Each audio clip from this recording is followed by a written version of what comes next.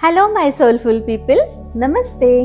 एकदा एक युवक स्वामी विवेकानंद यांच्याकडे गेला आणि स्वामीजींना सांगू लागला की स्वामी, मी खूप शिकलेला आहे पण मला यश काही मिळत नाही. हे ऐकल्यानंतर स्वामींनी त्यांना आपल्या श्वान फिरवून आणण्याचं काम दिलं. या युवकाच्या मनात आलं की अरे, मी एवढा मोठा शिकलेला, खूप काही शिकलेला असून सुद्धा स्वामींनी मला हे छोटंसं काम का बरं सोपवलं. 1-1.5 तास सगळीकडे तो फिरून आल्यानंतर स्वामींनी त्याला विचारलं, तू तर दमलेला दिसत नाहीस, पण हा श्वान तर भरपूर दमलेला दिसतोय, असं कशामुळे बरं? स्वामी, हा श्वान रस्त्यातून फिरत असताना रस्त्यात जी लोक दिसतील त्यांच्यावर भुंकत होता.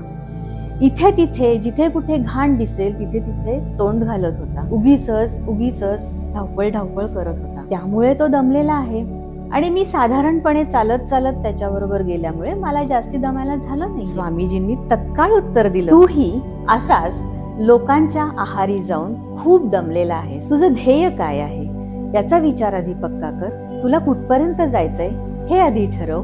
ते ध्येय गाठण्यासाठी धडपड कर. आणि आपल्याला कुठे जायचं आहे ह्याचा विचार जर तू पक्का केलास तर तुझ्या मार्गावरून जाण्यासाठी लोकही धडपडतील. हे ऐकून त्या तरुणाचं समाधान झालं आणि तो खूप आनंदी झाला. मग काय मित्रांनो, तुम्हालाही हे पटतंय ना?